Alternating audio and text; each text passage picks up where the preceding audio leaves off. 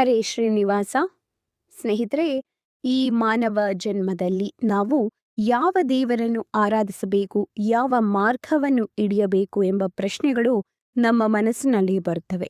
ಆದರೆ ಇವುಗಳಿಗೆ ಒಂದೇ ಉತ್ತರ: ಭಕ್ತಿ ಮತ್ತು ಸೇವೆ. ಈ ಎರಡನ್ನೂ ಜೀವಂತವಾಗಿ ತೋರಿಸಿದ ಮಹಾನ್ ದೈವವೇ ಆಂಜನೇಯ ಸ್ವಾಮಿ. ಹನುಮ ಜಯಂತಿ ಎಂದರೆ ಕೇವಲ ಒಂದು ಹಬ್ಬವಲ್ಲ, ಇದು ಭಕ್ತಿಯ ಶಿಖರವನ್ನು ನೆನಪಿಸುವ ದಿನ. ಇದು ಭಕ್ತಿಯ ಮಹೋತ್ಸವ, ಸೇವೆಯ ಮಹೋತ್ಸವ ಮತ್ತು ಆತ್ಮ ಜಾಗೃತಿಯ ದಿನ. ಈ ಜಗತ್ತಿನಲ್ಲಿ ಅನೇಕ ಶಕ್ತಿಶಾಲಿಗಳು, ಜ್ಞಾನಿಗಳು ಬಹಳಷ್ಟು ಮಂದಿ ಇದ್ದಾರೆ.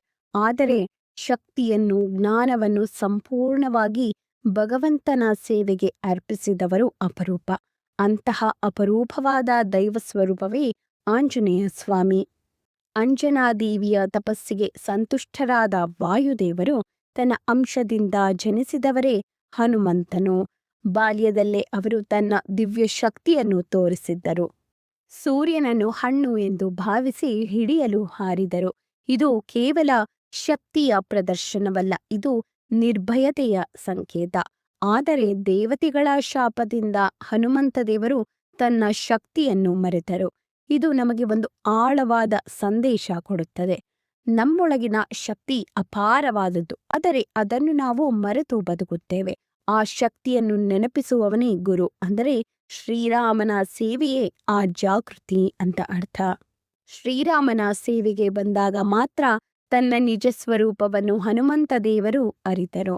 ಇದರಿಂದ ನಮಗೆ ತಿಳಿಯುವುದು, ನಮ್ಮ ಶಕ್ತಿ ನಮಗೆ ಗೊತ್ತಾಗುವುದು ನಾವು ದೇವರ ಸೇವೆಗೆ ತೊಡಗಿದಾಗ ಮಾತ್ರ ಎಂಬುದು. ಹಾಗೆಯೇ ರಾಮಾಯಣದಲ್ಲಿ ಅನೇಕ ಮಹಾನ್ ವ್ಯಕ್ತಿಗಳು ಇದ್ದರೂ ಹನುಮಂತನಂತಹ ಭಕ್ತನು ಇನ್ನೊಬ್ಬನಿರಲಿಲ್ಲ.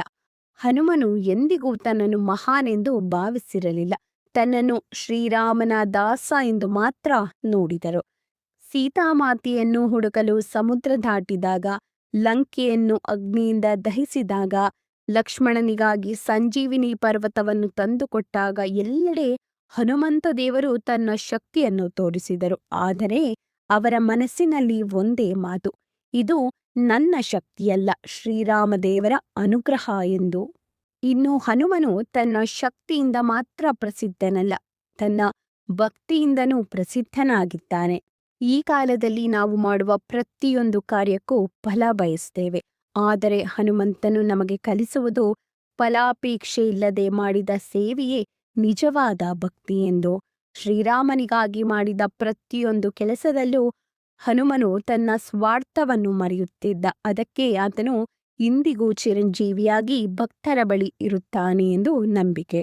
ಈ ಪವಿತ್ರ ದಿನದಲ್ಲಿ ಭಕ್ತರು ಹನುಮಂತನನ್ನು ಭಜಿಸ್ತಾರೆ, ಹನುಮಾನ್ ಚಾಲಿಸವನ್ನು ಪಠಿಸ್ತಾರೆ, ಸುಂದರಕಾಂಡ ಪಾರಾಯಣ, ರಾಮನಾಮ ಜಪ, ಜೊತೆಗೆ ವಡಮಾಲೆ ಸಮರ್ಪಣೆ ಇವೆಲ್ಲವನ್ನೂ ಮಾಡ್ತಾರೆ. ಈ ಎಲ್ಲ ಆಚರಣೆಗಳು ಒಂದು ಸಂದೇಶವನ್ನು ನೀಡುತ್ತವೆ, ಅದೇ ಮನಸ್ಸನ್ನು ಶುದ್ಧಗೊಳಿಸಿ ಭಗವಂತನನ್ನು ನೆನೆಸಿಕೊಳ್ಳಿ ಎಂದು. ಹನುಮಂತನ ಜೀವನ ನಮಗೆ 3 ಮುಖ್ಯ ಪಾಠಗಳನ್ನು ನೀಡುತ್ತದೆ. ಅದುವೇ ಅಚಲ ಭಕ್ತಿ, ಅಂದರೆ ಯಾವ ಪರಿಸ್ಥಿತಿಯಲ್ಲೂ ದೇವರನ್ನು ಮರೆಯಬೇಡಿ ಎಂದು, ಮತ್ತು ಅಪಾರ ಧೈರ್ಯ, ಅಂದರೆ ಸಂಕಷ್ಟ ಬಂದಾಗ ಹಿಂಜರಿಯಬೇಡಿ, ಧೈರ್ಯದಿಂದ ಮುನ್ನುಗ್ಗಿರಿ ಎಂದು. ಹಾಗೆ ನಿಷ್ಕಾಮ ಸೇವೆ, ಅಂದರೆ ಫಲಾಪೇಕ್ಷೆ ಇಲ್ಲದೆ ಸೇವೆಯನ್ನು ಮಾಡಿ ಎಂದು. ಈ 3 ಗುಣಗಳು ಇದ್ದರೆ ಜೀವನದಲ್ಲಿ ಯಾವುದೇ ಅಡೆತಡೆ ನಮ್ಮನ್ನು ತಡೆಯಲು ಸಾಧ್ಯವಿಲ್ಲ.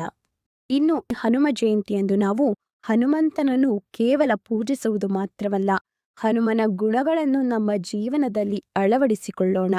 ಶ್ರೀರಾಮನಂತೆ ಧರ್ಮವನ್ನು ಅನುಸರಿಸೋಣ, ಹನುಮಂತನಂತೆ ಸೇವೆಯನ್ನು ಮಾಡೋಣ. ಆಗ ಮಾತ್ರ ನಮ್ಮ ಜೀವನ ಸಾರ್ಥಕವಾಗುತ್ತದೆ. ಜೈ ಶ್ರೀರಾಮ್. ಶ್ರೀಕೃಷ್ಣ ಅರ್ಪಣಮಸ್ತು.